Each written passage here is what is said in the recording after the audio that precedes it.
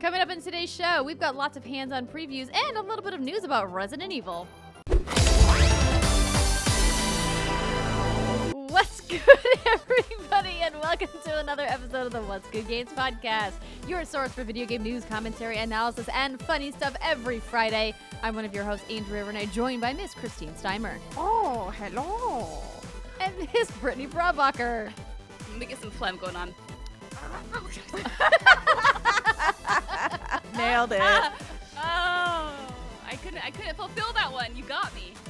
The first time ever, I think, that's happened. We've been pretty good I couldn't parents. Oh, that's what you did. You did your fucking pigeon noise. That's cheating. did a little bit. You know I can't do that. I didn't nail the pigeon noise, to be fair. It was sort of an attempt.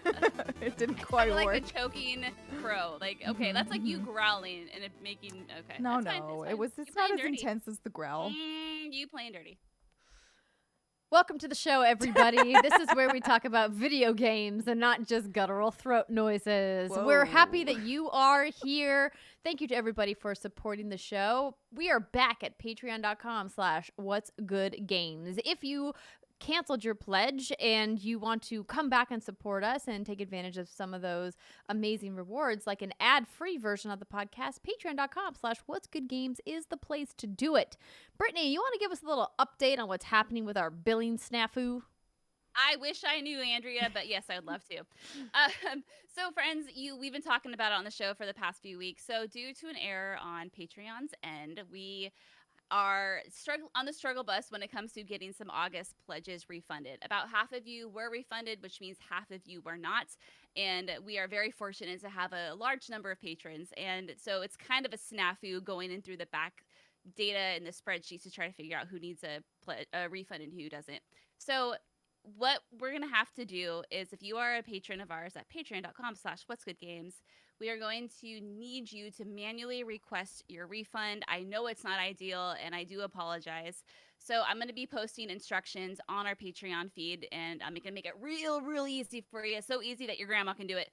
And I will be there to help you and answer any questions you have. So I will handhold you through that process, and we'll get it all figured out. Don't worry, like, no one's going to not get a refund. We're going to figure it out. But I just wanted to keep you updated that it's kind of a snafu and a very, very hairy situation on the back end. So appreciate your patience. And Brittany's been so good about following up with Patreon about this. I want to be clear. This was Patreon's snafu, not our fault. And they essentially have, like, given us the shrug emoji of, like, welp, what's done is done. We can't do anything. And we're like, but this is not a good customer service solution. So we apologize for any inconvenience. But as Brittany stated, she's going to put instructions for you at patreon.com/whatsgoodgames. But we've got a mighty nice list of people that have joined our Patreon community since the month of May, Brittany.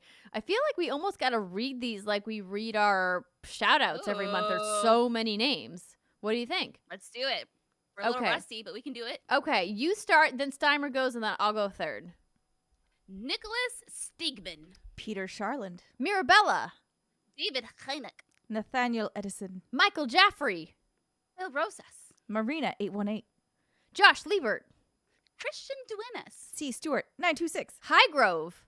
Ryan McCoy. Slag. Ken Curry. Lou Rodriguez. Jeremy Collins. Nathaniel Steyer. And Kristen Von Klisa. Amazing. Thank you to everybody for joining our Patreon community. And we've got a ton of new podcast reviewers. We do. And this, again, goes back to May. So we got Kevin P., Ginja Ninja, Kate Lewison, Izzy Ritter, Po Joshua, probably butchered that one, Haley D222, Gerard 310, Wasky One, Elite Monkey, Why Not Make a Fair Review, Be the Ender, Brand_King, Shiny Bobblehead, The Tyler Hodges, Drassolm, Marv7777, Kenny Hamilton, JDub25, Zoe Smash 202, Nucky Ratchy. Thank you all so much for those wonderful 5-star reviews. You know, it's just really a heartwarming to read all of those, and it does mean a lot to us. And one big middle finger to Wings80, who says, too goofy and uninformed. Now, here's the thing, Wings80. You misspelled too, so you are the one who is uninformed, my friend. But it's also uniformed, which we are not uniformed. Oh, it does say uniformed. I didn't even catch it. Shit! I'm talking smack, and here we go. Here I am. Well, I guess we do not wear uniforms on this show, sir. I will have you know we have our own wardrobe. It's true. Uniformed. It's true. So yeah, that's okay because all those other lovely 5-star reviews offset you. So go eat a dick. All right, everybody, before we dive into the news, and thank you so much for bearing with us through a couple of those announcements. You know, typically we don't do announcements at the top of the show, but we wanted to get that out of the way. We have another sort of giant announcement that we have to talk about, and we don't want to wait until the middle of the show to do so. So, Steimer, you have some, have some big news for us. I do have big news.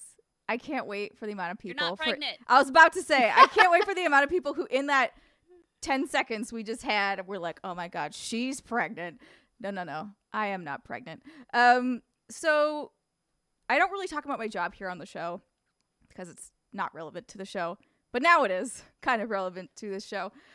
So for a lot of you who don't know, I work at Riot Games. I'm still going to be continuing to work there. However, I have accepted a new position at Riot. And that position is taking me overseas. So I will actually be moving to Germany within the next month, theoretically. There's a lot still to figure out, but essentially that means, unfortunately, I will be leaving the show as a full-time host.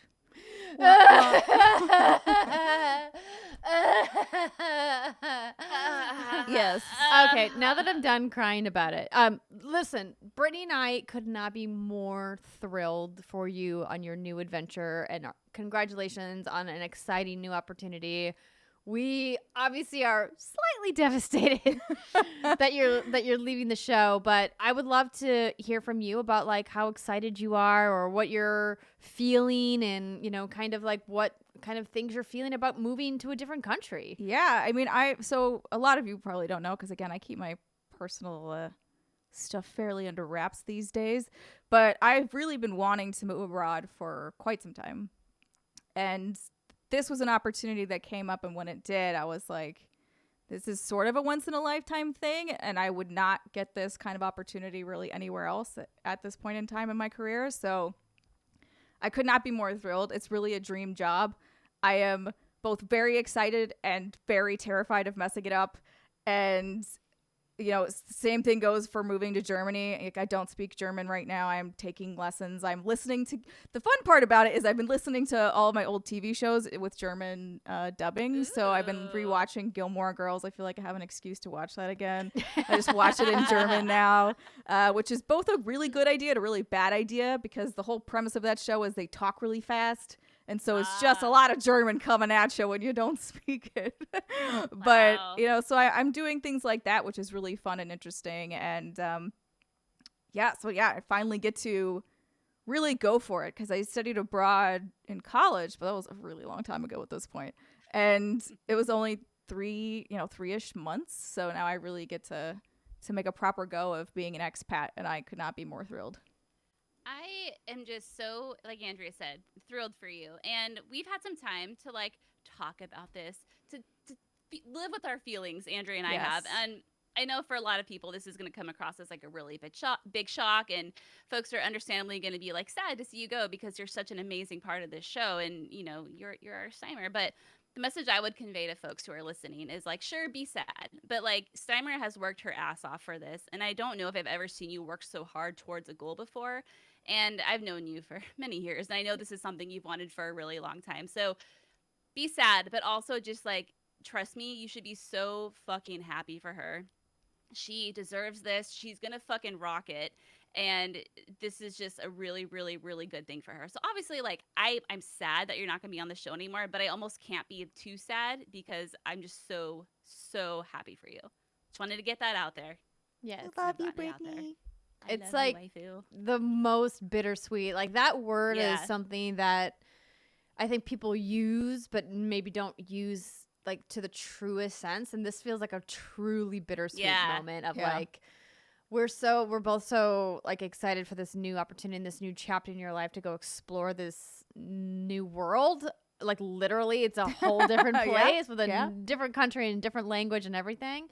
But also just everything that we've experienced together. And I'm gonna try not to get too sappy. I'm definitely gonna get sappy on your final episode, which is in a Yes. couple of Oh, weeks. yeah. We Yes. still got a couple more weeks with Still got a everybody. couple more weeks. Yeah, the Um, week of the 15th will be my last show. But Steimer Woo. has been the one constant in my and John's life during the pandemic of like It's we true. have not had people over, and when I was pregnant it was really scary that like about getting COVID, and then everything I went through in the hospital, and I'm really gonna miss you. I'll miss you too, boo. I'm not gonna cry right now. No, you're not. Because It's not gonna happen. it's gonna be okay. You could cry. We could cry after this recording. Yeah. We'll save our tears for the Yeah, 15th. When exactly. we'll become sloppy drunk, probably. yeah. Yes, That'd that's be great. Yes. that's Yeah. true. Sloppy drunk is absolutely going to happen. But I don't want people to think that like I will never come back on this show again or whatever, anything like that as well. Like, obviously, I don't know what my situation there will be, which is why it's difficult to say whether or not I could drop in from time to time. I've heard rumblings of how bad German internet is, so I'm like, I don't really know. no. But like, yeah, if I come, come back when I come back to visit or whatnot, if we want to shoot a show, like I'm still down to do that. Like this is still a really important project to me, and this has been 4 years of my life. So this is definitely not a situation where I'm like, all right, wash my hands of that. I've been waiting for an excuse. Yeah. So Yeah. so that that's how it is for me. It's really, really exciting. It's really scary, but in a positive way. So I am, just really looking forward to it. I did like how you said you were going to become like the cool aunt of WGG, where you were just like off doing your thing in the background, and then you like pop in from time to time to be like, I love you, kiddo. Yeah, exactly. Exactly. Yeah. Here's 20. Here's a 20. Go buy yourself something nice. A 20 and a head pat. Let's go. Yeah, exactly. Anyway, I'm so glad for you, and hopefully everybody out there listening is happy for you as well. Show her some love. Send her a tweet to @Steimer or message her in the DM she'll never read on Instagram. Don't do that. It's true. And let her know how you feel. She's no longer on Facebook, so don't post a message there. So hopefully everybody will reach out and tell you how much you're loved. But we're actually gonna move on to some news now, and don't worry, we'll do a proper send off on Steimer's last episode, which will be September 17th. That sounds Yep. correct. Yeah. I believe Yeah. will be that'll be the last episode. So we have a couple more weeks with her. So if you have questions for Steimer, we'll start collecting them, and Or we'll do tips. If you have any or tips, tips. for Yeah, moving if abroad. if you live in Germany, or in other parts of the EU. Send them in, and then we'll do like a big blowout questionnaire AMA with Steimer for That sounds her final Yeah. episode. Sounds It'll be fun. Yeah. Okay, Brittany, this news story is all about your favorite French. Your favorite gas. Take it away. All right. So, ladies and gentlemen, there is a little movie coming out called Resident Evil. Welcome to Raccoon City, and I'm incredibly excited about it. So, IGN got a little exclusive, so let's just read about that.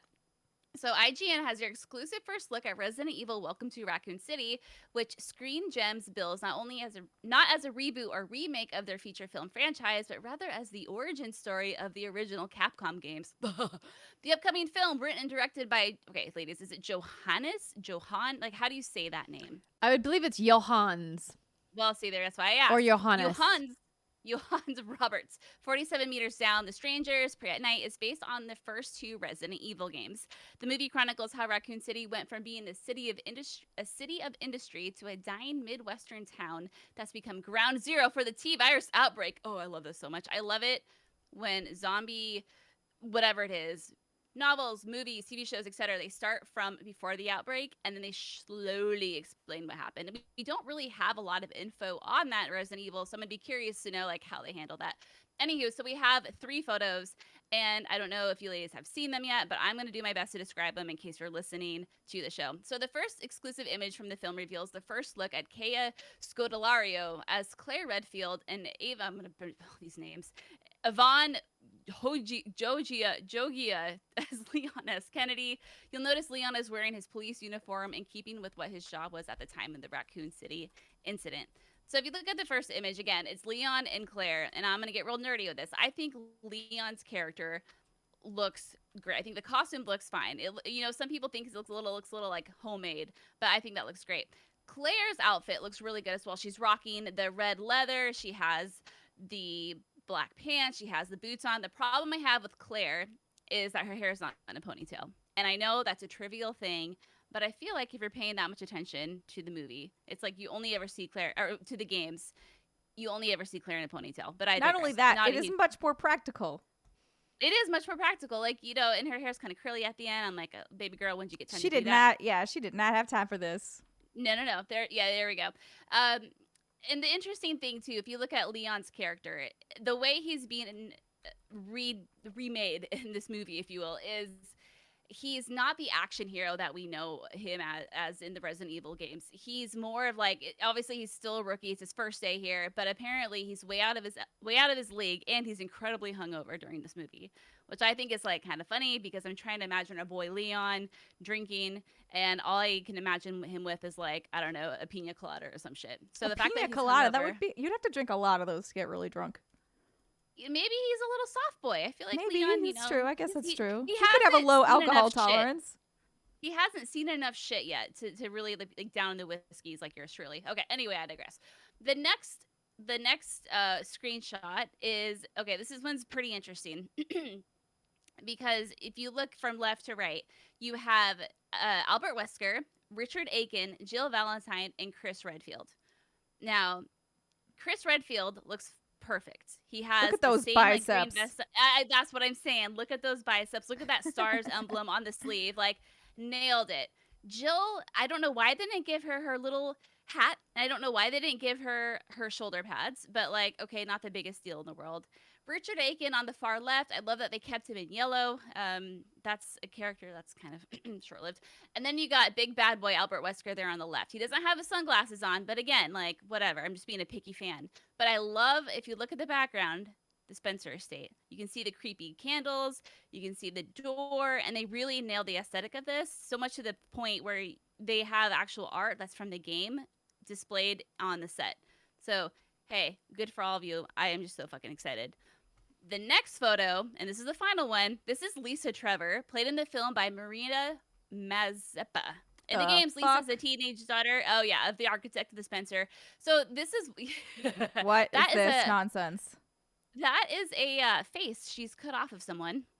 Gross. What? And Lisa Trevor, aka Umbrella's guinea pig, and she actually has a very, very fascinating backstory, and it sounds like she's going to play quite a role in this film. She's a very, very fucked up character, well, literally the stuff of nightmares, but a very fascinating backstory, like I said. So that's not a creature, that's a person. Once was a person, you could say. Okay. A creature with a human brain, if you will. It's a whole thing. Anyway, I'm really excited about this because by reading with the interview of the director, you can really tell that he really gets what makes Resident Evil. Not that the movie franchise wasn't successful. I think it was the most successful video game to film adaptations, but that was more of like a sci-fi action vibe to it, whereas he knows that Resident Evil is more atmospheric and creepy, and he wants to make this into an actual horror film. So I got my panties in a bundle deliberately, and they feel good, ladies. So I am very excited. This is coming out in the end of November. Got that Resident Evil wedgie? I got that Resident Evil wedgie. Oh, I like it. God, that felt good. I haven't been able to nerd out about RE in like forever. I know. It feels like it's been quite some time. Since like May, since Village. Oh, yeah, we didn't hear anything from Capcom during Gamescom, and I thought maybe we would, but they obviously are saving it for a Tokyo Game Show, which is happening very shortly. We got a confirmation that they will be doing a presentation in just a couple of weeks. The actual date I would have to look up, but I retweeted it. Sorry, I wasn't prepared to talk about Thursday, Tokyo Game Show news. September 30th and ends on Sunday, October 3rd. There we go. So nice. right around the corner. Just Not a couple that- more weeks to go. You can learn Whoa. what they're working on over there. That's what I'll be. I remember when I went to Tokyo Game Show that one time. That was cool. I have still never been to Japan. Precious me. Let's rectify that. we never fixed that. Let's did bring we? let's bring the babies. It'll be baby's first Tokyo trip. It'll be great. Or maybe we leave the babies with the I was husbands like, and just maybe you just- and I yeah. go. I was like, you could Yeah. just leave the kids. That's okay. Mama Steimer, needs you're some welcome to priorities. come. It's just going to take you like 2 days to get there. I don't know if it would take that long, but we'll see. I guess you're coming from the other side of the yeah, world I at would that just point. come opposite direction. Germany to Japan. You're like, let me Google real quick. Non-stop flight, 11 hours and 35 minutes. That's not that terrible. It's worse No. than from LA to Japan, but not that bad. Yes. Yeah. LA to Japan is like 7 hours. I think it's like 8 8 or hours. 9. Yeah. Yeah. I like how we're like, that's not that bad. It's fine. I mean, it's really just a direct flight versus a connecting flight. Yeah, that's true. There is no way to have a connecting flight from Los Angeles to Japan because it's water. You could. There's Hawaii, Technically, there is Hawaii. That's true. but it would be weird. Look to at do Steimer that. coming in with a technicality. Well, actually, Actually, there's an island there. push up my glasses and remind you that I'm Steimer here to, Speaking of to glasses, raid on your parade. Ooh. Good segue, Steimer.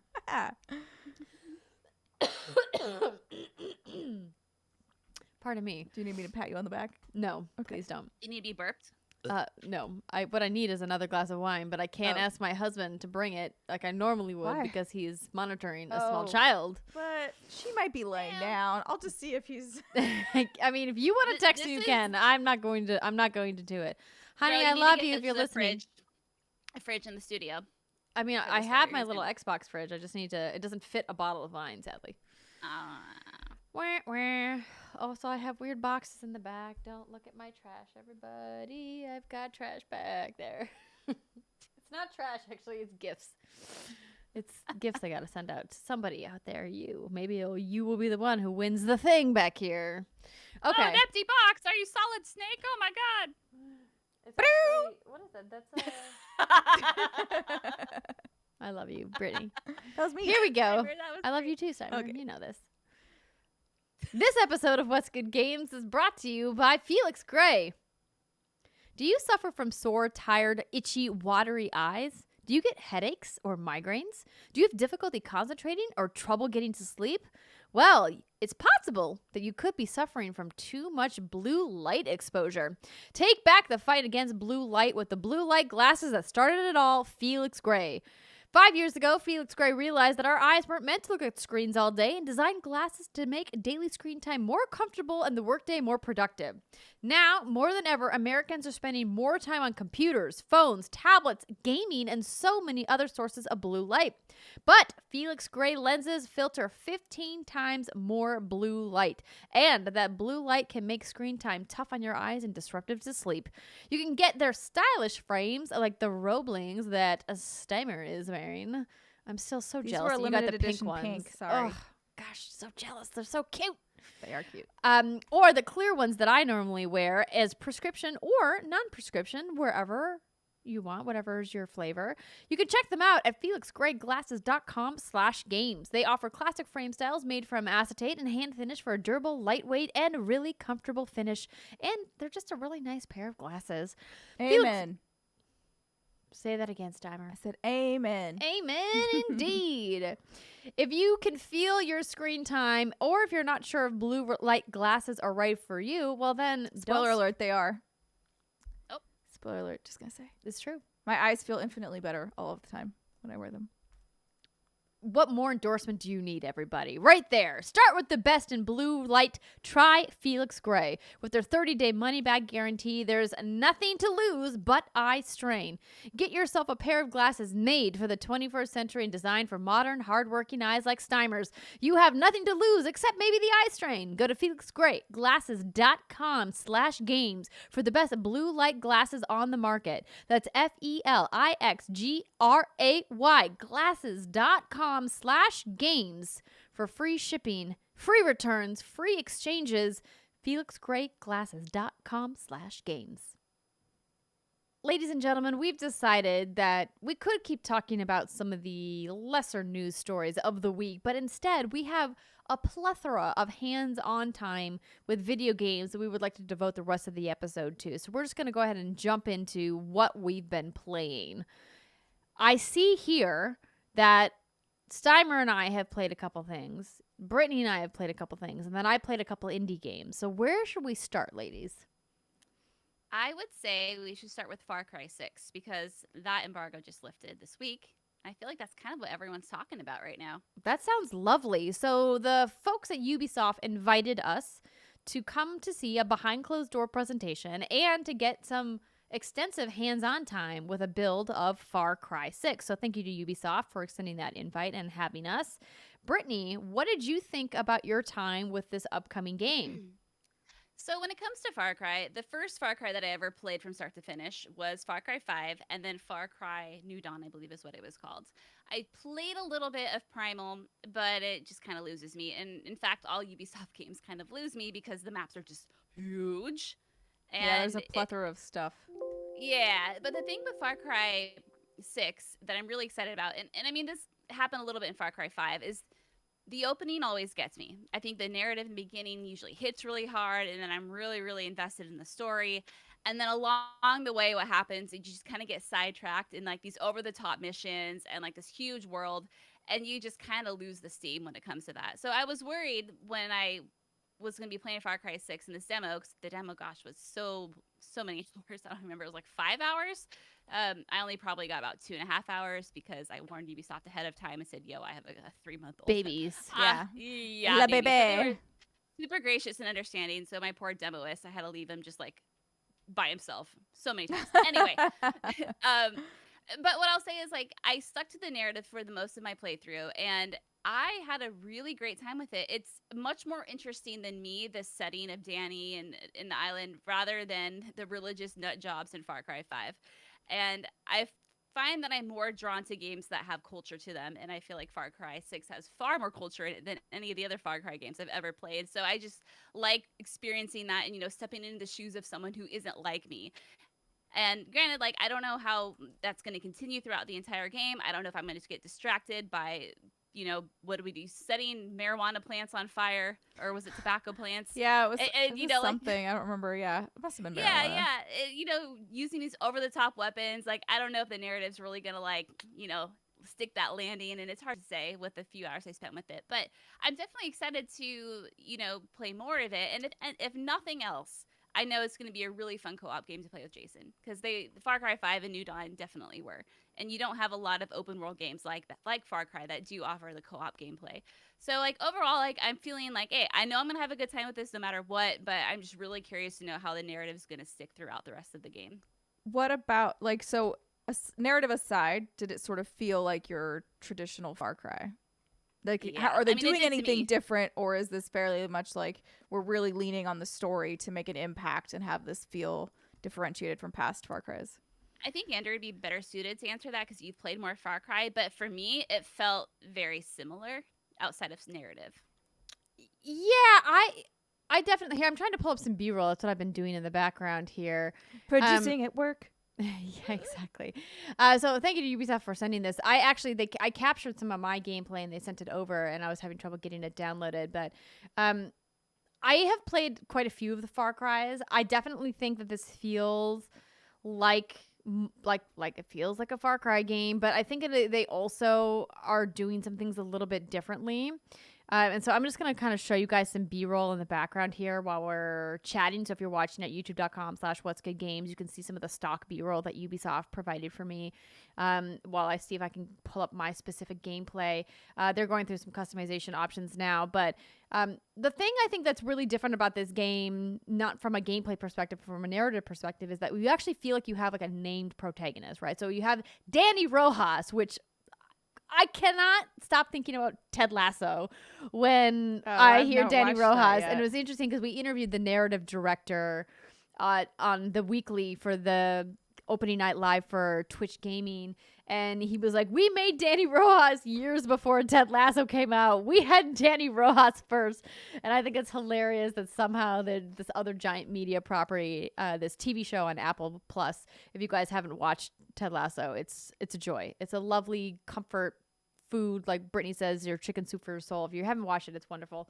But there's a character in it named Danny Rojas, and it's hilarious. So you get to pick female Danny Rojas or male Danny Rojas, and both of them have different voice actors. And you actually get to see Danny in cutscenes, which is like something you didn't really get to see a lot of. That's nice. They just started doing kind of third-person shots in the last Far Cry and Far Cry 5, so you could see some of your customization. But you didn't get to see yourself in third person very often because it's a first-person action game. Yep. And you so just this get time knocked around, out from behind. exactly, but this time around you actually get to see yourself quite a bit in a lot of cutscenes, and it's fully voiced. You actually feel like you're embodying a character instead of like this kind of Shell. faceless person, Yeah. which is a first for Far Cry, and I actually really like that. I think it really lends itself more to the RPG stylings of Far Cry, because at its core, Far Cry is an RPG. It has first-person shooter mechanics, but it's like more of an RPG when it comes to gameplay. Yeah, RPG. exactly. And so I think that was a really smart choice of the narrative team.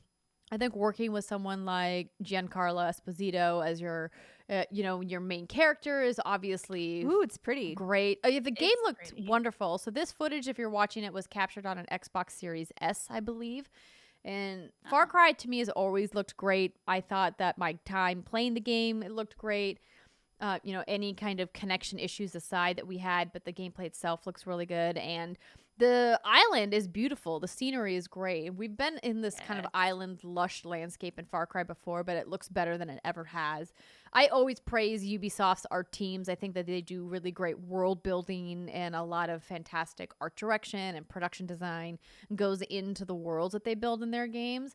And the sacrifice, of course, is the facial animations, and some of the NPC animations kind of look a little bit, a little rough around the edges. And to me, They're a I'll little take automated. that. Yeah, I'll take that in exchange for really beautiful landscapes, because you're spending so much more time there. But what I like about what they've done with some of the NPCs this time around is they give you these kind of standalones animations when you're talking to them about missions and things like that, which is kind of Supremo. so that's one of the specialty weapons in the game, which is kind of cool. It almost makes me feel a little bit how Destiny and Bungie handle their NPC interactions, where you can see them in the world and walk up to them, but then when you talk to them, it takes you to a separate screen where you get to see a much more detailed animation of them, which I think is much better than what they were doing previously, which is where they were being kind of animated in the world, and they just look a little herky-jerky sometimes.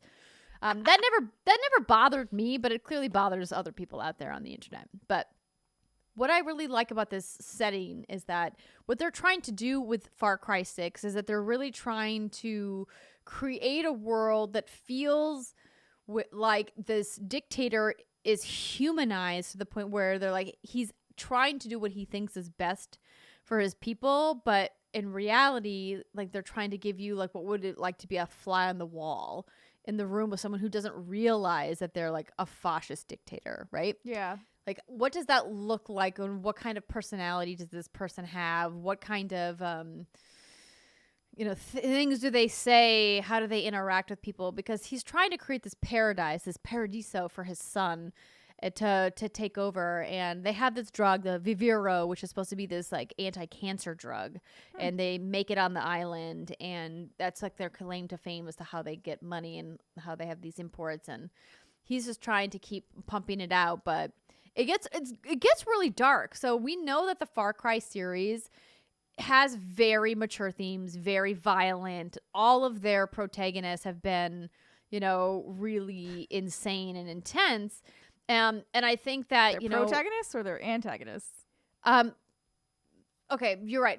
Protagonist was the wrong word. They're characters, I should say. Yeah. Their villains have been intense. I say protagonist because I think sometimes I get you get more attached to that person because you see ones, them and they're the ones talking. They're always the cover art, right? They're the sure. star of the show, because previously you were a faceless person. You were a faceless player. You just got some wicked arms. Yeah, exactly. You've got great arms that can use compound bows and can hunt all kinds of animals and things. But here you feel like you're an actual character, and I think that that's going to really make people gravitate towards this game a little bit more. Now, I know that, people like to talk about the politics of Far Cry games, and I think the last game, Far Cry 5, was particularly poignant for us as Americans because it was set in the United States and was kind of poking fun at this like extreme religious right culture. And some people really dug it, and some people really hated it. And some people were mad that Ubisoft didn't fully commit to having a political statement to make. Now, we don't know if they're going to have a political statement to make here. I've read a lot of interviews with the narrative team about this game, and what they're doing with these with these characters. And it still feels like they're not committing, but I think that has more to do with them not wanting to spoil what happens with the narrative in the game, which I appreciate, but we'll have to just wait and see where that goes. From a gameplay perspective, this game is fun as hell, like it always has been. It's Far Cry. You've got a collection of weapons, you've got some really cool, fun animal friends, you've got a little Oh my god. you got a little Dachshund chorizo, you got an alligator named Guapo. Muy guapo. Yeah, so it's like that part of Far Cry is back and fun, and there's vehicles to have and underground tunnels to explore and collectibles, and like it feels like Far Cry. Like, I guess I'll just be curious to see how the main mission structure goes, because I think what really really irritated me about 5 was the constant you getting knocked out and then getting like fake kidnapped, and like having like you literally got kidnapped like 20 times in that game, and it really ruined it for me. I couldn't handle yet another kidnapping. I was like, either kill me or let me go, but like stop it. The animals in that game, the turkeys, way OP. Oh, I feel like I could not be going down the fucking road before I get manhandled by a turkey. But have you fought a turkey in real life? That could be realistic. You don't know. Oh, I mean, you don't fuck with turkeys at IRL. No, I don't want to fuck with a turkey. I mean, the only time I want to fuck with a turkey is on Thanksgiving Day when it's dead on my table. Yes. But IRL, like, no, thank turkey. you. Yeah. But no, Andrea, I echo everything you said. Like, I had a great time playing it. The gameplay was fun. I think it's going to be great to explore. Like, there's little treasure hunts you can do in the game, and exploring one of the little towns was fun. It does do this weird like third person like zoom out though, and at first I thought my demo was bugged or something. It's done that before though. When you clear a place, it zooms out. No, like what I mean is no. Like if you're in first person, you walk into a town, and all of a sudden the game plays in third person. Oh, I see what you're saying. Yeah, and I'm sure it's to show off like your cosmetics and how you look and everything. But it was a little like confusing at first. Not a huge deal in the least. But does that mean you don't fight in towns then? Right. I mean, it's like a little. Are they like, safe zones now? Yeah. It's like a safe zone. So there's. It depends which town you're in. Okay. Because there's definitely like encampments and things like that where there's like still like combat where you have to like identify everybody. Do you stay and in first person there, or do you also go to third person and then just zoom back into first person if someone attacks you? My gameplay experience was I was only ever in third person in cutscenes. Okay, yeah. So did you? I don't know if you did this, but there's an area in the demo where it was a town. It's where you meet. Some of the legendaries, I think is what they were called, and you can send people out on missions. You can play games. You can Dominoes. I think it was the actual game there that you can play. Did you experience that at all? I did not get to that point of the demo. Yeah. I in my section of the demo, I decided to. This is also like one of the animal characters. Yes, rooster friend. That you can play with. I stuck with just to the main missions. Because I, like you, only had a couple of hours to play because baby chicharrón. And also like you can see Danny Rojas here, the female version of Danny Rojas, and like I said, like I think that it's so cool that there was like these characters, but yeah, I like that they are embracing more of the third person perspective, because I think while obviously Far Cry looks great in first person as we're seeing here, it feels like you can have more player attachment when you get to see yourself in your cosmetics, because Ubisoft has been so great about making like super fun cosmetics in all of their games, and you get motivated to want to earn some of this stuff or to even spend real world money on cosmetic packs if you can see it more than just like your bracelets holding your gun or like a charm that's on your gun, right? And so I think it was smart of them to say, hey, not only do we want narratively for you to connect with the Libertad story of these rebels and this revolution that's happening on this island against this dictator, but also like we want to sell stuff to you. For sure. I mean, even listening to even that little like change alone, I think where you're talking about like you get to see your character more and they're fully voiced and all of that. They have an opinion maybe about things sometimes. I'm like, that alone is selling me on this, because I think the thing that always really I struggled with and why I would quit a lot of Far Cries is because the gameplay is really fun, but I would eventually stop caring about what was happening and it would just feel like a chore more than interesting. So y'all have sold me already. I mean, now that I've kind of already said that, what's going on with me personally, I'm like, I've very much been not paying attention to what's going on in video game space. I've been heads down trying to make this other thing happen, and I finally made it happen. So I haven't even been paying attention to Far Cry 6. But now I'm like just watching this footage, listening to you guys talk. I'm like, oh yeah, I could do this. This looks fun. I don't know if we'll complete it, but we'll definitely get farther than although I feel like I should complete it because if I finished Far Cry 5, I can finish anything. Oh yeah, I mean, listen, if you get past that aerial battle in Far Cry 5. Oh my god, that was literally the worst. I wanted to throw my console out the window. I was like, who designed this? Get out of here. I feel you. But yeah, I really enjoyed my time with the demo. I've always had a great time with Far Cry games. I feel like the narratives are hit or miss depending on your subjective opinions on whatever. For sure. Or like whether or not you're interested in that kind of a story. Yeah. I would say if you've taken a break from Far Cry because maybe you just didn't like what Far Cry 5 was doing, or you haven't been a fan of previous games, but you like open world exploration based games that have deep RPG systems and really fun shooting and weapon mechanics with animal friends, kick-ass animal friends, then you might want to revisit Far Cry 6 because I think that the performances really make the narrative a little bit more intriguing this time around. Like you can't, to me, understate how much of a phenomenal performance Giancarlo gives. He's just a really magnificent actor, and the fact that he's the big bad in this game, I think, is going to give it a lot more weight. It was a good investment. He's actually scary. He's actually intimidating to watch in action, not like a father what's his butt from Far Cry 5. I don't know. Joseph or whatever. Joseph Seed. Joseph Seed. Yeah. Ugh. Like that was just like, yeah, you're a little like haha Johnny wacky. Appleseed. Kind of exactly. Steimer. Yeah, I mean, you know what? Whatever works. But but no, like that's what I'm saying. Like I'm really holding out for the narrative on this. I think it's gonna. Again, like everyone I met, I was super into, and they seemed so well written. The voice acting was awesome, and yeah, I'm really excited for it too. And like I said, if nothing else, I know it's going to be a good romp in an open world game. That's beautiful and stunning, like we said. I mean, granted, like I need a change of scenery, so I will take it, even if it's. If there's not too many trees for you. No, it's palm trees, bitch. I can do palm trees all day, you can day. fuck with palm trees. Got it. I can fuck with palm trees, get those firs and those birches out of here. Fair enough. I love it.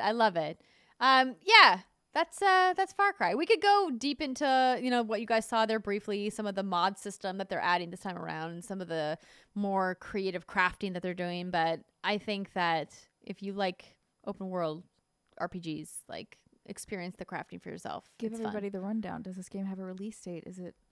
Where's it coming to? Yes, it does. What's all the down low? It does have a release date. It's in my notes. Oh my gosh. Give me one no. second. Stress. It comes out October 7th, 2021. Thank for you. There you go. PlayStation 4, PlayStation 5, Amazon Luna, Windows, Xbox One, Xbox Series X and S, and Stadia. Boom. Woo! So many. What the Amazon Luna? Get out of here. And to your front door. It's coming everywhere. It's just going to be there one morning. You're going to open up your front door, and there's Danny Rojas saying, "Let's go, bitch." Danny I'll be like, Rojas. what are you Football doing is here? life. How did you find me? I love it. All right, let's move on to some other games. So, a game I was going to talk about this week, but I think I'm going to punt to next week, is Call of Duty Vanguard. Because I have a lot to say about what I saw, and I just think we won't have enough time, and I'm going to get some more time with the game.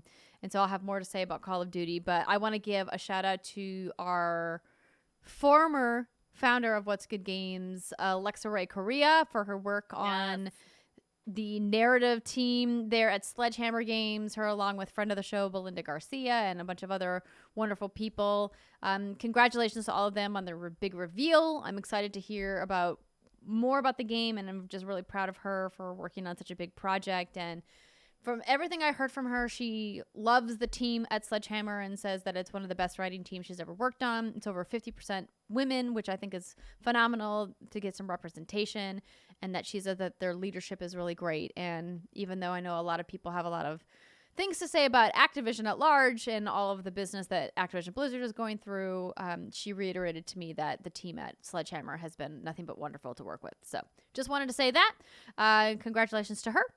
And before we move on, I want to let you know that this episode of What's Good Games is brought to you by MeUndies.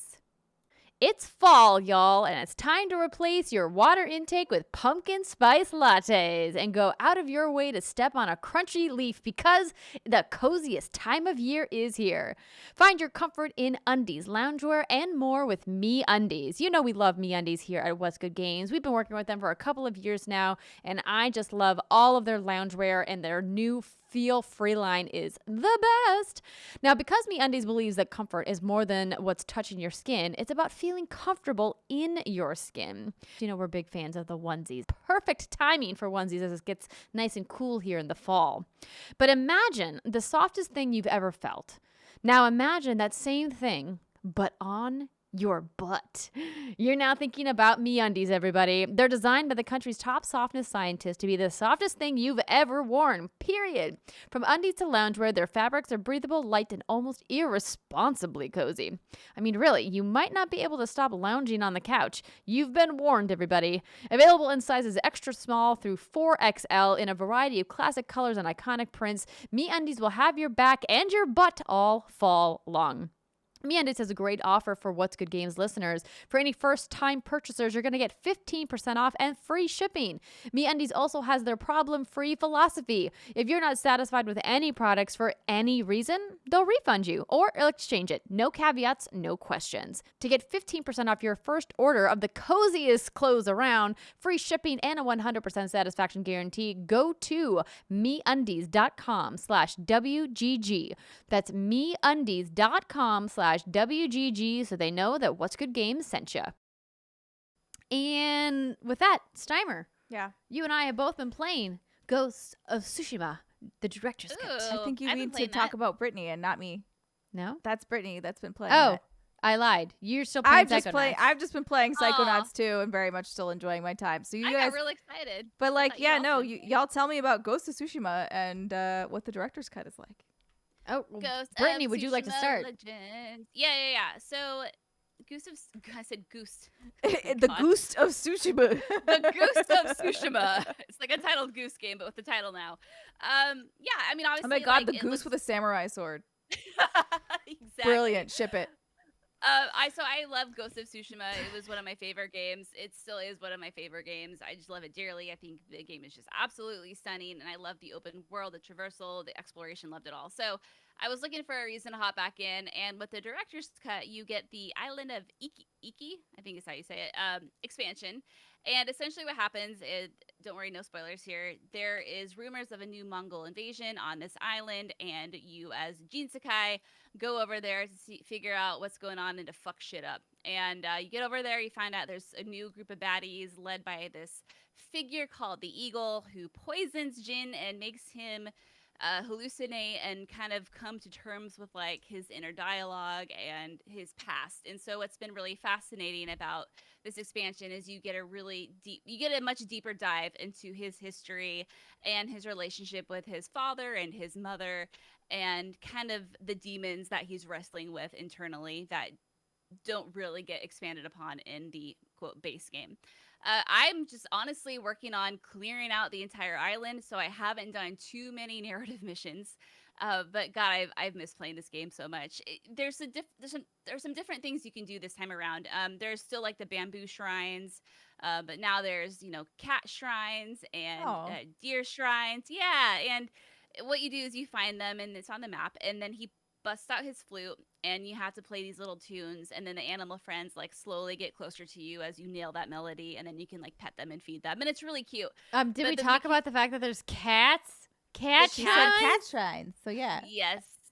Yes. Just Do the like kitty that, cats yeah. lead you there like the foxes lead you to the fox shrines? No. No, you Oh. kinda Let me stumble tell you, upon I it. fucking followed a cat for a long time before I discovered that bitch was just frolicking in the meadow. Just having a great time out here. And you're I was like, "Cat, take where me you to the going?" shrine, kitty cat. And they're like, wait. They're like, I'm a They don't- cat, not a they're like, fox. there's- I don't do that there's no shit. shrine. Wait, what are you Oh, doing? they're Leave me so alone. cute though. Yes, And yes, the they are. rumbling in the fucking controller is so fucking spot on. You get when the cat rubs against you, it like rumbles correctly, and it's just I never thought I would give a shit about. I had that, to but turn it do. off because I was playing the only way that I've been able to play this game, and this is the first game that I've played since I have been back from the hospital. I got one session of Mass Effect in, and then I was like, I can't. I need to be able to devote time to Mass Effect, and now is not the time. I need to wait till Charlie's a little bit older. So this was the first game that I played. Teach her about Mass Effect. I will teach her the ways. But I needed a game that was easily pausable, and Ghost of Tsushima was that game. You can pause it literally in the middle of combat, doesn't matter. Right. And I had to turn it off because I had her on my like breastfeeding pillow. And I was playing, and like the rumble like woke her up, and I was like, "No, do not wake the sleeping baby!" But the haptics and the things in the DualSense controller for PlayStation 5 are phenomenal. The feeling of the haptics when you draw the string on your bow is super fucking cool. And the sounds all coming from the controller are really awesome. So like when you can have those features on, they really didn't like Sucker Punch did a great job with them, but I had to turn most of them off because babies. It's intense. Yeah, the rumbling is intense. I can confirm because I play when Jace is just sleeping on my lap, so his like feet are kicking me in the boobs all the time. It's lovely. But yeah, it also will come up because it is. I mean, someone's gonna think you're having a really, really good time. Wink, wink, nod, nod. if they don't know, yeah. If they don't know, you're playing a video game. But no, I mean it's. Just... Can you imagine you're in your apartment and the neighbor's like, "What's happening over there? Can you turn your rumble down?" Yeah. There's a cat pun in there somewhere. Anyway, yes, I'm loving it. I'm having a really good time with it. It's just, you know, like more or less the same of Ghost of Tsushima is how it feels to me. Narratively, again, it's a little different because it dives more into like Jin's personal story, but just exploring the island and uncovering, you know, the little things to do and the people to help. And, you know, you have choices in this game, how you want to respond to people. And there's new armor and sword kits. Especially, are there new dyes? And new dyes and new clothes. And just, there's everything. And God, I love this game so much. I was thoroughly impressed by how much gameplay you're getting. Not gonna lie. I crafted a series of tweets, very angry tweets, about how expensive this was for people who bought the original. And if you bought the director's cut now, it was cheaper than if you bought the game at launch. You have to pay $10 more to get it on PlayStation 5 or PlayStation 4 than if you bought the director's cut now. And I was like, one night I was very fired up about it. And then I just never ended up tweeting it. I was like, just save it in your drafts. And if you feel strongly about it tomorrow, then tweet it. And then I never did. Hey, but I always knew I was going to buy it. So PlayStation didn't provide me with a code. I spent the $30 of my own money because I really wanted to see it. And I hadn't played it on PlayStation 5 yet. And it looks gorgeous. Iki Island is beautiful. There's this one place called, I think, like the Seno Gorge. There's all these like purple flowering wisteria trees. And like when I got there, it was like this jaw-dropping moment. And like I once again found myself just taking all kinds of photo mode screenshots. And like, what am I doing with all these screenshots? It's just the game just is just enjoying them. Just, you know, feeling like you're using an art degree of some kind. Right? They just did such a beautiful job of building this world. And like to Brittany's point about the story, I think it's important to note to people that this story is much darker than Jin's original storyline in the main story of Ghost of Tsushima.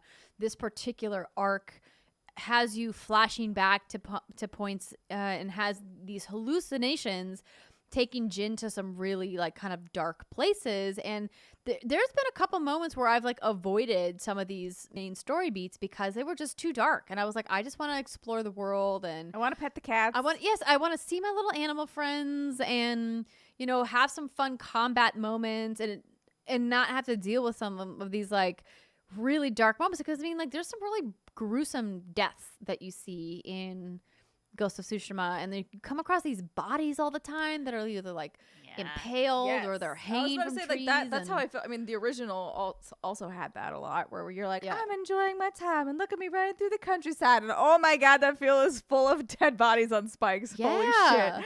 Or you're like, oh, let me go help my friend, and then her story is just horrific, and you're like, oh no.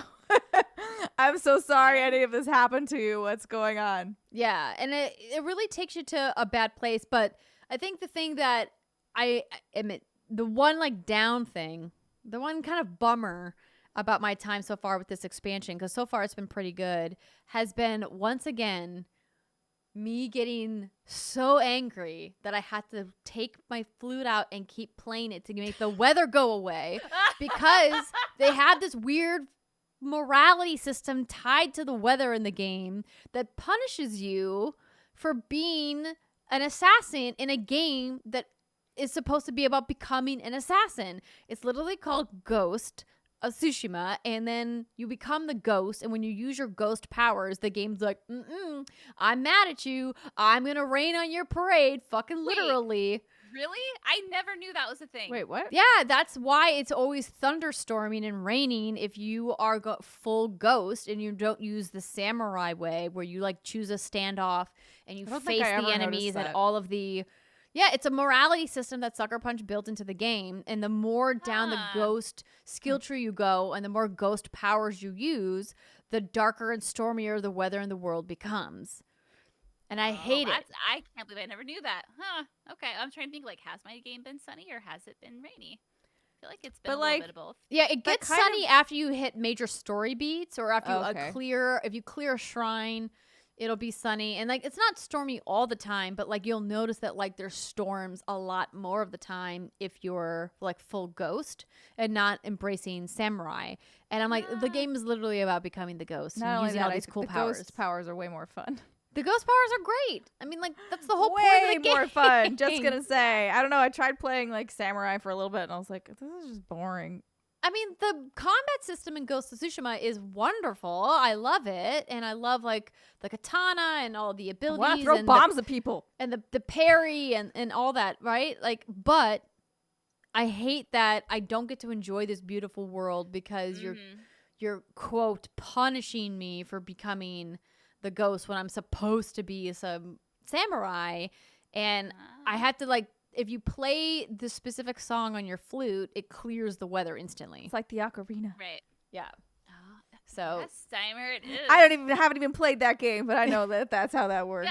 Yeah, girl, you play that Song of Storms all day, every day. But no, yeah, that game is stunning, absolutely gorgeous, and absolutely stunning, and it's been kind of a really godsend right now because it is, like you said, Andrea, a good game that you can pause and whenever you need to, because that's important right now. It's very important. Yes, and, I've been really enjoying my time with it. Well worth the money. Like I said, I was very angry, tweety about it, and then you had feelings. I had feelings, but now that I've played, I get it. But like, I'm still mad that Sony didn't make price parity for people who bought the game. Nice. Yeah. Previously, and people who bought the game, the director's cut now. Like, especially don't penalize people for being an early adopter on your freaking video game. That's not how that works. It's a piece of art. It is how it usually works, unfortunately, with video games. But, it would be nice if they didn't. They don't have to. They made plenty of money from it. You could have just said everybody is going to get it for $20 instead of making it more expensive and just, eating the money you would have lost. Like, whatever. Or, like, you can see who owns it already. So you can make the price different. Yeah, I think like when we were looking, I was trying to figure out why it was more expensive, and it's because if you buy Ghost of Tsushima now, it's $40 instead of $60. But if you buy the director's cut, it's $60. Or if you buy it on PlayStation 5, it's $70. Anyway, the math works out that if you buy it now, if you buy regular PS4 Ghost of Tsushima and buy the upgrade, it's cheaper. And so they wanted to prevent that workaround by just making it more expensive, and I was like, that's stupid. I mean, but that, again, I will say that's not a specifically Sony thing. No, I'm not saying it is specifically Sony. I'm just mad that Sony didn't fix Employed these tactics. Because they have enough money that they don't have to do that. That they could just Most of them don't. I mean, the companies that do it are like EA, actually like the people who don't need to do it. Exactly. The rich people who are like, I just want to be rich. That's how the rich get richer. Ugh. But it's so beautiful. It's so good. Sucker Punch did such a good job with it. They're very talented over there. Mad about how good they are. I'm not mad. I'm really enjoying it. I'm glad I'm back. It's great. You guys should check it out if you enjoyed Ghost of Tsushima. And don't forget, all of that Legends content is free, and there are new Legends missions on Iki Island in the expansion. We played together. So remember when you got mad at me because I was trying to tell you how to do a puzzle? And you were like, God damn it, let me figure it out myself. I remember. It was a thing we did. I was like, sorry. Yeah. I realized we missed some questions from patrons about Far Cry. Did you want to go back, or do you want to answer Gabe's question? Gabe Hewitt asked, how great does Jin's butt look at 60 frames per second? Ooh, that's a great question, Gabe. I haven't found an onsen yet. Oh, I found 2. They're beautiful. they're in So there. how does his butt look, Andrea? His butt looks Yeah, fucking girl. divine. I forgot that they do that cheeky tease, cheeky pun intended, where he like turns, but then it goes black like, right before. ooh. Yeah, right And you're like, before, oh, yeah. there's going to be full frontal. Oh, Jin. no. Works Andrea, out. you already got your little full frontal with that little flute. My little bug. Oh, that's true. You did. Yes, that was a funny moment. That was so good. Yeah. All right, so Ghost going away. Rewinding back to Far Cry. Got some Far Cry 6 questions. Well, I think we answered David's question about Far Cry 6 standing out. Fair. What's one change you'd introduce to really shake up Far Cry's formula from Javan Mather? Javen? I don't know how to say your name. Man. What's one thing you think Far Cry does exceedingly well and should be kept for future entries? This is a tough one. What could shake up Far Cry's formula? I guess making it feel third like person. Maybe. I feel like Far Cry does a little bit of everything, though. So you're kind of like, what could they add that's not already in Please this? don't it's not add about anymore. adding. Yeah, I was like, maybe subtracting. Taking away. Right? Right. Yeah. So one thing you'd introduce, I feel like you'd have to take something away. Like I you would said. introduce an editing board. Let's take away. It would be nice if there was like more auto clearing features for lower difficulty levels in Far Cry. I think that would be a cool thing. I wouldn't call it shaking up their formula, but I think it would make the franchise more accessible to people who haven't played. To say, hey, if you have this on like the easiest difficulty, you can like auto clear specific parts of the map to help you like explore more and not have to spend so much time taking out individual enemies, because it's frustrating when you go into a camp and you die like halfway through and then you have to start the whole freaking thing over again when you're clearing some of these camps with enemies to like check off these points. But so that could be something good about, what does exceedingly well and should be kept in the future entries. I think they do a lot of things exceedingly well. It's hard to pick just one. I mean, the gunplay in the game is great. Exploration in Far Cry games are super fun. Something Ubisoft I think does well overall is like they really like fill their worlds with unique things to do as you're just walking through the world. So much so that it's distracting and you don't really get to the main missions. I think sometimes there's too much to do in some of these worlds, but overall, I don't know, Britt, what do you think? I think Far Cry scratches a very specific itch, and I kind of like that it dabbles in a little bit of everything because you know what you're going to get, and it's not like these games come out every year. I don't know how Well, they much did used for a to little come bit, out. and then they stopped. Right, but they don't anymore, right? And so, I'm excited for what it is because it's like if you want to go play a wild mission where you are burning tobacco plants or whatnot with some licensed music playing in the background, and it's just like a over-the-top mission, like you can do that. If you want to do some serious shit, you can do that. If you want to avoid, the bases, you can do that. You can kind of play it how you want to. So I don't really know if I'd want to shake up Far Cry's formula. Yeah. And I think I like it and I appreciate it for what it is. Like it's not a game I could play every year, but I like it when they do come out because again, it's just something unique. I just thought of this. I think the one thing that they could do to shake up the formula is to make it more of an open world MMO RPG.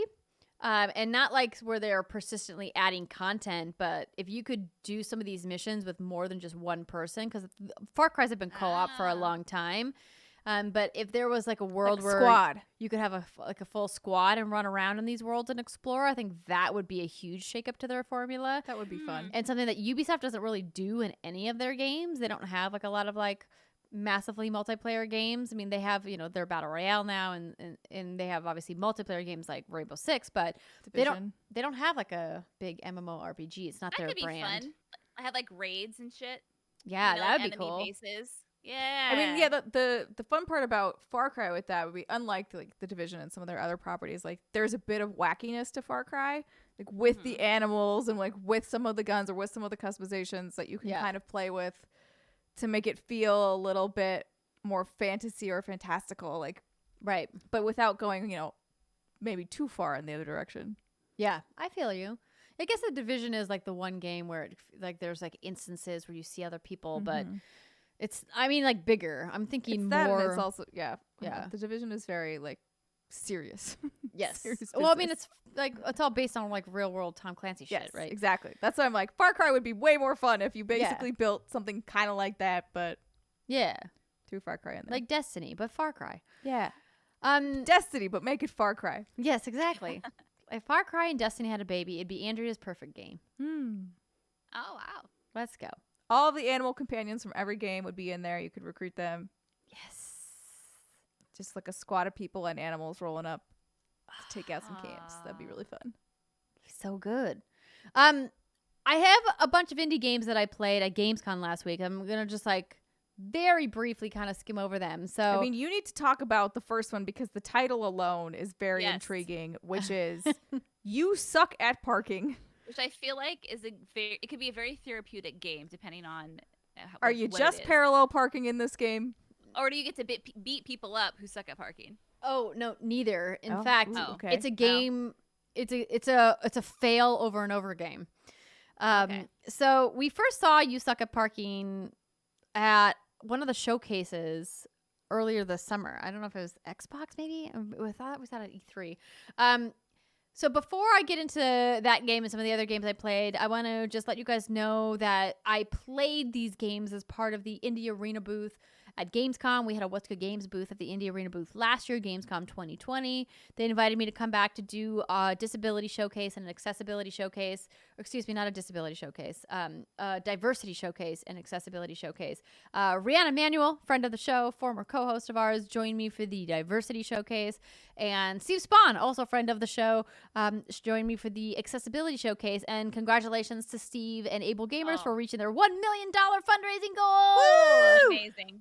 We're so happy for them and so happy to be a tiny, tiny small part of their fundraising. And thank you to everybody who donated on our stream, on other Able Gamer streams. It's such an amazing milestone for them to reach, and they're going to help so many people.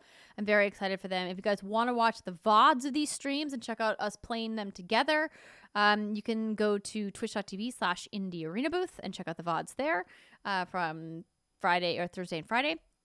Okay, back to the games. You Suck at Parking. So this game is all about taking a tiny little car, navigating a course, and then landing. But you can't go backwards. So your motion is only forward, and then if you hit the edges of the map, you're done. If you like stop to like make a turn and you don't continually hit the gas in your car, you're done. And so basically it's a lot of failing to So get you're to trying to this- like do trick parking, like in car commercials when Yes. the car like spins out and then magically parks in between these two things. Is that kind of the style of Yes, this? you could absolutely do that. Okay. So there's parking Okay. spots on each level. Sometimes there's multiple parking spots in each level, and you have to hit them like exactly. So if you overshoot it, you're done. If you undershoot it, you're done.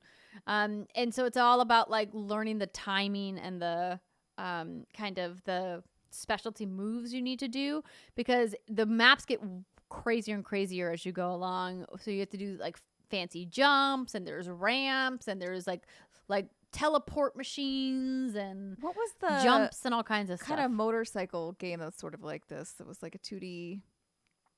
It was on. Was it on Vita? Fuck, was it that old? I don't know. I'm thinking of a different game that's motorcycle, kind of the same thing. Like you'd fail constantly, and then, but in each one of the tracks would get more and more wackadoodle, as you might say. I don't know which game you're talking about, but this game is from a team called Happy Volcano. And Is there such thing as a happy volcano? When it's erupting, Steimer. No, that's a bad volcano. I don't It's happy, know. though. It's probably happy that it's destroying everything. But there's Yeah. a demo available on Steam if you want to check it out. Let me see if I can find the game might. I was trying to find let's see if I can find a release date for this I was game. saying Google "You suck at parking," but I'm pretty sure the game. It just isn't says gonna be coming the top result. 2021 to console and PC. So it's not available yet. So that was you one go. of the games that I played that was super fun. Another game that I see, we have a question here from Victor Hensley. What kind of gamer is going to fall the most in love with Lake? Because I've seen like one trailer and I'm sold. So Lake is another game that we saw at one of the showcases earlier this year. And it is a game made by a team called Gamius. And you can also check this out on Steam. It actually just released. It released today, September 1st. Oh, wow. It's out on Xbox and Steam. And you essentially play this woman who has this high-powered city job. She's like, I need a break. I'm going to go on vacation for 2 weeks to go to work in my hometown, which is kind of weird sounding. Yes, a vacation to work. Yeah, so I should say the game is also, it looks like, available on Switch and PlayStation. So if you want to check it out. But basically, you take this job as a postal carrier in your hometown, and it's in Washington. Okay, what? I've left my corporate job to become a mail carrier? First of all, don't think it's that easy. Stardew Valley. Like when you quit your job to become a farmer. You know? Yeah, but the farmer is a thing you can inherit. You can't just inherit being a postal worker. Fair. It's a job that you wouldn't be able to walk into for like 2 weeks and then walk away exactly. from. But suspend the disbelief, Steimer. Okay, fine. Okay, fine. The relaxation walking simulator vibes of Lake. And essentially you drive a little mail truck around and you deliver packages and mail to people in this town. And by doing so, you start to have conversations with them. You start to learn about them and have relationships with them. And it's kind of like this story unfolding. I found a lot of the writing to be kind of sharply witty in a really good way. And Rihanna and I really enjoyed our time with Lake. And the graphics are really pretty. It's kind of got this like kind of hand-painted look. And it's set in Washington in the Pacific Northwest. So you get this like... So Brittany will hate it. It's the in your, trees it's are in your too backyard. similar. There's a lot of trees. It's going to look like your backyard. I wonder if it's Lake Washington then. It's set in Washington, yeah. Yeah, I know, but... There's multiple lakes in Washington. Yes, but there's a big mountain in the background, and Rihanna, Rainier? who also used to live in Washington, thinks that it was Mount Rainier. Nice. So that's nice. I should play this to see like what neighborhood it is if I could figure it out. Yeah. It's like a small town. There are no small towns around Lake Washington. Well, then it's probably not Lake Washington. It's probably some other lake. All right, fine. A made up lake. Going down the tributaries. So do you think it's the kind of game though that can sustain enjoyment, or is it going to get boring? Like, because sounds like being a mail carrier is just, it's chill, but it's not like. Well, I didn't play. I only played about 30-ish minutes of the demo on the stream, and so I can't, honestly answer that question because I don't know.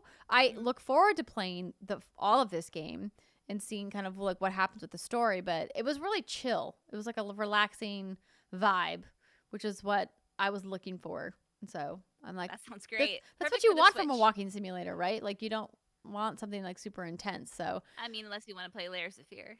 No. Would you call that is a nobody walking does. sim technically, isn't it? Yes. Oh, boo. No, it's not like that. It's not stressful. At least what I played was not stressful. So who's gonna fall most in love with Lake? I guess anyone who likes, the routine of delivering stuff to addresses and going in and putting mail. I likened it to like a very chill Paperboy. It's like this is like chill Paperboy. Oh, okay.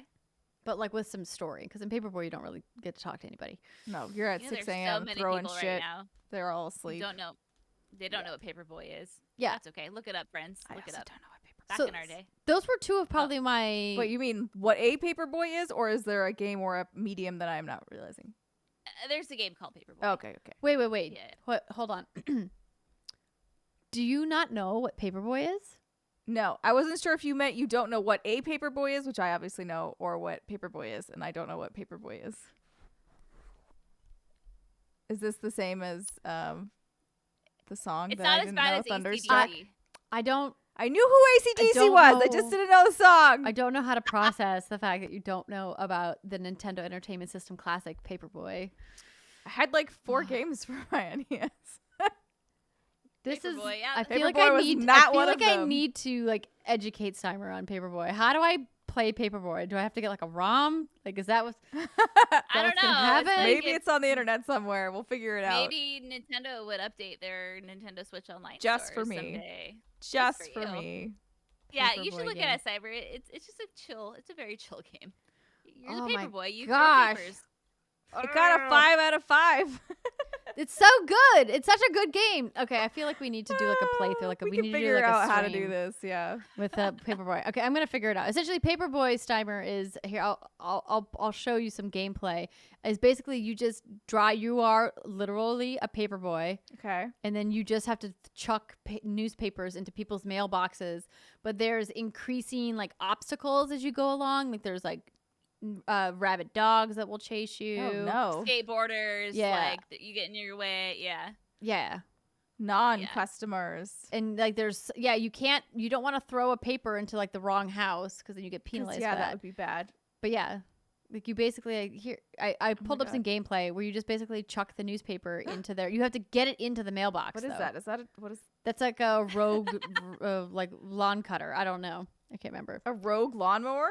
I don't know. See, like there's tires that come and get you, and boom, Why you're would dead. tires be rolling out? This is a crazy game. What a crazy It game. was the 80s, Steimer. It was all crazy back then. It was all crazy. back in the day. Wackadoodle. Look at Random how big these houses are. Holy shit. These are mini mansions. I mean, it's the like suburbs. graves.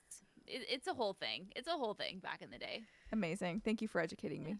Anywho, I'm not gonna go through all of the games I played, but one of the other games that I liked a lot more than I thought I was going to was a 2.5D platformer. It almost had some Metroidvania vibes called Legend of Tianding, and it's from a team out of Taiwan, and it focuses on Taiwanese history, but the combat and the art style in this game was really beautiful. So it's like a comic book hand-drawn art Ooh. style, but it's 2.5D, so you get these really cool perspective moments.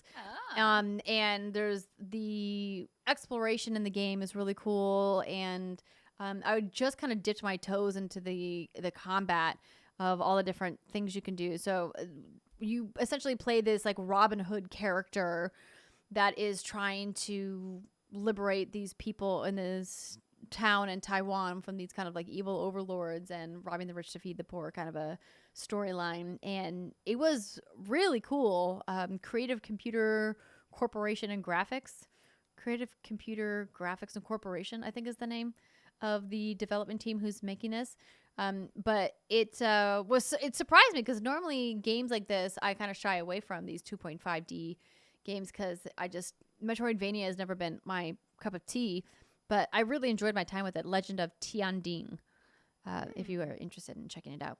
So, anywho, yeah, lots of cool indie games at the Indie Arena booth at Gamescom.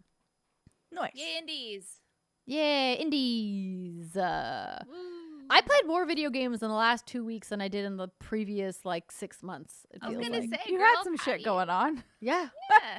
Yeah. I mean, from when I was in the hospital, to, the last week, I, almost played nothing except for Animal Crossing. Yep. Which That's makes okay. sense. So, made some time. Have you seen those Animal Crossing Puma sneakers? Wait, what? Yes, I have. I have seen Did you get any?